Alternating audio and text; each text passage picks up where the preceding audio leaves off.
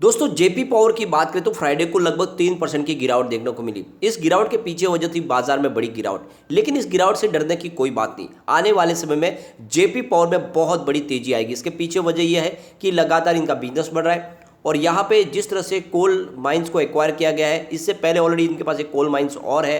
तो आने वाले समय जो कोल्ड शॉर्टेज की प्रॉब्लम हो रही है वो जेपी पावर के लिए कोई बड़ी बात नहीं होगी, क्योंकि इनकी खुद की कोल माइंस होगी। तो यहाँ पे जो खबर निकल के आ रही है वो काफ़ी अच्छी है और आने वाले समय में कोल बेस्ड पावर प्लांट का भविष्य बहुत ज़्यादा उज्जवल दिखाई दे रहा है 2030 तक के लिए। तो ऐसे में ये जो छोटे से जो पेनी स्टॉक है उनमें तेजी आनी बाकी है। आने वाले समय में ये स्टॉक 3 डिजिट में जा सकते हैं। तो क्या इस समय इन्वेस्टमेंट करना चाहिए? तो यहाँ पे इस वीडियो के माध्यम से जेपी पावर की सेहत को समझेंगे। क्या इसमें दाव लगाया जा सकता है, इसके परफॉर्मेंस कैसी है और पिछले 10 साल में इसने कैसी अचीवमेंट की है, इन सारी बातों को जानेंगे। सबसे पहले अगर कारोबार की बात करें तो फ्राइडे के दिन 8.25 पर स्टॉक की क्लोजिंग थी, जहाँ पे 2.94% की हमने गिरावट देखी।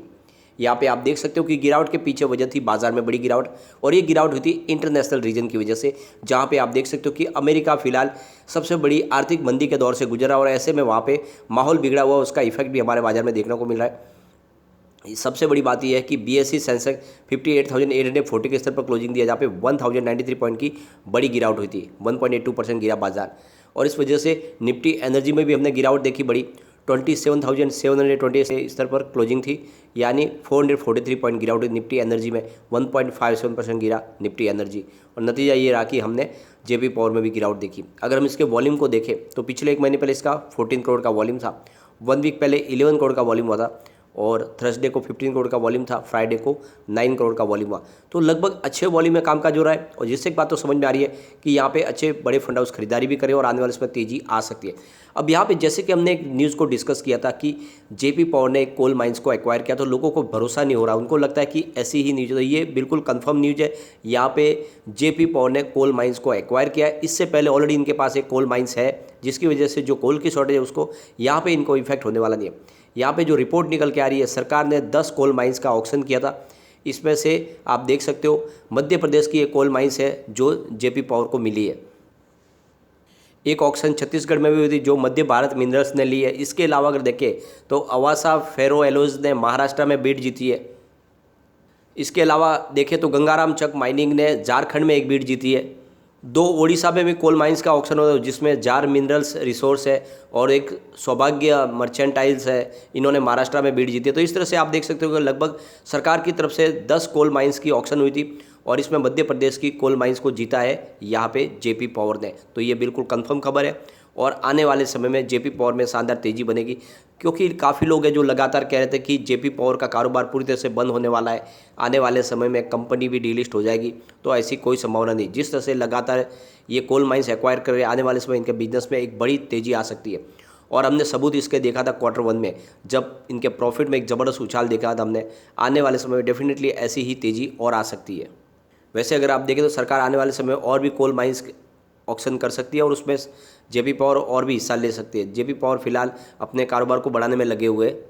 यहाँ पे एक और बड़ी रिपोर्ट निकल के आ रही है कि जिस तरह से कोल डिमांड बढ़ रही है, उसके पीछे वजह है इलेक्ट्रिसिटी जनरेशन बढ़ रहा है। इलेक्ट्रिसिटी जनरेशन इसलिए और बढ़ रहा है क्योंकि इलेक्ट्रिसिटी की डिमांड बढ़ रही है। तो ये डिमांड जो बढ़ रही है, ये 2037 तक जो कह रही है कि 2027 तक 7.2% और इलेक्ट्रिसिटी की ज़रूरत पड़ेगी, जो फिलहाल इस समय जो जनरेशन हो रहा है उसके हिसाब से, और कम से कम 7.2% की एक्स्ट्रा इलेक्ट्रिसिटी का प्रोडक्शन करना होगा। इसका मतलब ये हो जाता है कि कोल की जो फिलहाल जो कैपेसिटी है उसको बढ़ाना होगा, यानी कोल प्रोडक्शन भी बढ़ाना होगा, और साथ में जितने थर्मल पावर प्लांट है उनको बिजली का उत्पादन भी बढ़ाना होगा। ये रिपोर्ट कह रही है कि आने वाले 2032 तक 28 गीगावाट की और एक्स्ट्रा जरूरत पड़ेगी कोल फायर्ड प्लांट से बिजली का उत्पादन की। तो यहाँ पे जितनी कैपेसिटी है उसको और बढ़ाना होगा। वैसे अगर आप देखें तो टोटल इलेक्ट्रिसिटी का जो भी इस्तेमाल है तो उसमें 70% जो योगदान है वो सिर्फ कोल बेस्ड पावर प्लांट का ही है, और 30% में दूसरे रिन्यूएबल एनर्जी के सोर्सेज है। अब यहाँ पे सवाल उठ के आता है कि आखिर कोल बेस्ड पावर प्लांट की जरूरत क्यों पड़ रही है? तो इसके पीछे वजह यह है कि ये कोयला जो है ये सबसे सस्ता पड़ता है, इस वजह से जो इलेक्ट्रिसिटी का जनरेशन होता है वो काफ़ी कम कॉस्ट पे हो जाता है। स्पेशली इसके लिए कोई जगह की ज़रूरत नहीं है, कहीं पर भी कोल पावर प्लांट लगाया जा सकता है। दूसरी तरफ अगर आप देखें तो इसको स्टोर करने की ज़रूरत नहीं है, जबकि दूसरे रिन्यूएबल एनर्जी सोर्सेज जो भी बिजली बनती है उसको स्टोर नहीं करने की वजह से वो इस्तेमाल नहीं हो पाती, उसको तुरंत ही इस्तेमाल करना पड़ता है। बल्कि यहाँ पे जब चाहे तब इलेक्ट्रिसिटी का इस्तेमाल किया जा सकता है और उतना ही प्रोडक्शन किया जा सकता है, और इस वजह से ज़्यादा पॉपुलर हो रहा है कोल बेस्ड पावर प्लांट। और ये भी सरकार भी जानती है कि इसी से बिजली की खपत को पूरा किया जा सकता है, क्योंकि रिन्यूएबल एनर्जी के जितने सोर्सेज हैं उनकी लिमिटेशन है। ऐसे में आने वाले समय में कोल बेस्ड पावर प्लांट का भविष्य और भी उज्जवल होता हुआ दिखाई दे रहा है। सरकार भले ही चाहती हो कि आने वाले 2030 तक 50% रिन्यूएबल एनर्जी के माध्यम से ऊर्जा का इस्तेमाल होगा, लेकिन ये अभी फिलहाल होता हुआ दिखाई नहीं दे रहा है। और इसी वजह से आने वाले समय सरकार कोल बेस्ड पावर प्लांट को भी प्रमोट कर रही है, क्योंकि अगर यहाँ से अगर बिजली के उत्पादन नहीं हो पाएगी ग्रीन एनर्जी के माध्यम से, तो कम से कम जो बिजली की खपत है उसको पूरा करने के लिए कोल बेस्ड पावर प्लांट को तैयारी रखनी चाहिए। अब यहाँ पे साथ में सरकार चाहती है कि जितने डिस्कॉम है उनका भी रिफॉर्म किया जाए, ताकि वहाँ से सबसे बड़ी प्रॉब्लम है कि डिस्कॉम अभी पुरानी ढरे पे चल रहे हैं, उसकी वजह से काफ़ी ज़्यादा कर्जे में चले गए, पावर सेक्टर की कंपनियों को पैसे चुका नहीं पा रहे। और ऐसे में सरकार ने 38 डिस्कॉम को आइडेंटिफाई किया है जिनको नई फंड रेजिंग की जा रही है उनको, और एक नए फंड के माध्यम से उनके अंदर एक रिफॉर्मेशन लाया जाएगा, पूरी नई टेक्नोलॉजी लाएगी, जो लीकेज हो रहा है वो रुकेगा, जो चोरियाँ हो रही है वो रुकेगी, और ज़्यादा से ज़्यादा प्रॉफिट मेकिंग बनाए जा रहे हैं डिस्कॉम को, ताकि पावर सेक्टर की कंपनियों का जो बकाया है उनको मिल पाए। दूसरी तरफ अगर देखें तो सरकार भी कोशिश कर रही है कि पावर सेक्टर को जितना हो सके ज़्यादा से ज़्यादा उनको फाइनेंशियली मजबूत किया जाए, जो उनको पैसे की जरूरत हो उसको पैसे को, उसकी तंगी को दूर किया जाए, उनको फाइनेंस किया जाए, और भी उनकी जो प्रॉब्लम है उस प्रॉब्लम से उनको बाहर निकाला जाए। साथ में अगर आप देखें तो उनको जितनी हो सके उनको बेनिफिट दी जाने की कोशिश की जा रही है। कुल मिला के पावर सेक्टर के लिए सरकार की तरफ से बहुत सारे बेनिफिट के रास्ते खोले जा रहे हैं। तो इन सब बातों से समझ में आ रहा है कि आने वाले समय में जेपी पावर में गिरावट की संभावना नहीं है, स्टॉक फिलहाल बहुत नीचे है। आने वाले समय में डेफिनेटली यहाँ पे बड़ी तेजी बन सकती है, तो बिना डरे लॉन्ग टर्म का नजरिया लेकर निवेश आपको करना चाहिए। पिछले 10 साल की इसकी हम एक बार परफॉर्मेंस को देखेंगे, सेल्स के आंकड़े, प्रॉफिट के आंकड़े, जिससे आपको भी समझ में आएगा कि जेपी पावर कितना मजबूत है।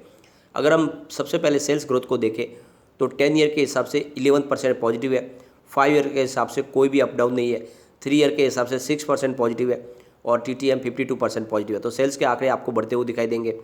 प्रॉफिट ग्रोथ की बात करें तो 10 ईयर के हिसाब से -12% है, 5 ईयर के हिसाब से -16% पॉजिटिव है, 3 ईयर के हिसाब से 31% पॉजिटिव, और TTM 117% पॉजिटिव। तो सेल्स और प्रॉफिट दोनों के आंकड़े हमें बढ़ते हुए दिखाई दे रहे हैं। इसके अलावा स्टॉक की परफॉर्मेंस देखें तो 10 ईयर के हिसाब से -13% निगेटिव रिटर्न दिया है, लेकिन 5 ईयर के हिसाब से 3% पॉजिटिव है, 3 ईयर के हिसाब से 64% पॉजिटिव है, 1 ईयर के हिसाब से 89% पॉजिटिव है। और इसके ROE को अगर हम देखें तो 10 ईयर के हिसाब से -6% है, 5 ईयर के हिसाब से -9% है, 3 ईयर के हिसाब से -7% है, लेकिन लास्ट ईयर 2% पॉजिटिव है। तो ये आप देख सकते हो पिछले 1-2 साल में इसकी परफॉर्मेंस काफ़ी अच्छी हो चुकी है, चाहे आप सेल्स के आंकड़े देखें या प्रॉफिट, दोनों में ही ज़बरदस्त इजाफा हुआ है। इसके अलावा स्टॉक की परफॉर्मेंस काफ़ी अच्छी है, इसके ROE में भी सुधार हो चुका है। इसका मतलब यहाँ पे आप देख सकते हो कि बिल्कुल पटरी पे है इस समय जेपी पावर, और मुझे लगता है कि जो Q2 का रिजल्ट आएगा वो इससे भी शानदार हो सकता है जितना Q1 हमने देखा है। यहाँ पे आप देख सकते हो कम्युनिटी सेंटिमेंट भी स्टॉक के साथ बुल बना हुआ है, 90% बाई की कॉल निकल के आ रही है, 10% होल्ड की कॉल है। इसका मतलब ये है कि 100 में से 100% लोग इसको लेना पसंद कर रहे हैं, तो बिल्कुल दाव लगाया जा सकता है। भले ही बाजार में इस समय गिरावट का दौर है, लेकिन जैसे ही पॉजिटिव माहौल बनेगा फिर से यहाँ पे स्टॉक दौड़ता हुआ आपको दिखाई देगा। फिलहाल FI की तरफ से थोड़ी सी बिकवाली हो रही है, और ऑलरेडी आप देखेंगे तो पिछले कई क्वार्टर से FI ने जेपी पावर में निवेश किया। इस समय थोड़ा उनका प्रॉफिट बुकिंग हो रहा है, इसलिए आपको थोड़ा सा प्राइस नीचे आता हुआ दिखाई देगा, जल्दी फिर से तेजी बनेगी। अब एक बार इसके पिवट लेवल को चेक कर लेते हैं, तो यहाँ से अगर गिरावट होती है तो 8.05 का फर्स्ट सपोर्ट है, ये टूटा तो 7.90 तक स्टॉक जाएगा, और नीचे चला गया तो फिर 7.65 तक जा सकता है। लेकिन जैसे ही पॉजिटिव माहौल बनेगा 8.45 का फर्स्ट रेजिस्टेंस है, इसको पार कर लिया तो 8.70 तक स्टॉक जाएगा, और ऊपर गया तो फिर 8.85 तक जा सकता है। तो लॉन्ग टर्म का नजरिया लेकर इन्वेस्टमेंट करें, शॉर्ट टर्म वाले फिलहाल इस स्टॉक से दूर रहे, चाहे कोई भी पेनी स्टॉक हो। शॉर्ट टर्म में आपको पूरा ध्यान रखना होता है, अप डाउन आपको एक जैसी दिखाई देगी, कभी थोड़ा स्टॉक ऊपर होगा फिर नीचे आएगा, एक तरफा तेजी में अभी समय लगेगा, लेकिन डेफिनेटली आने वाले समय 3 डिजिट में स्टॉक जाएगा। लेकिन फ्रेंड, कोई भी इन्वेस्टमेंट करने से पहले अपने फाइनेंशियल एडवाइजर से बात भी ले ले, या अपना खुद का रिसर्च करें, क्योंकि मैंने वीडियो आपके एजुकेशनल पर्पज़ के लिए ही बनाया। वीडियो पसंद आए तो लाइक से जरूर कीजिए और चैनल को सब्सक्राइब कर दीजिए। Thank you friend.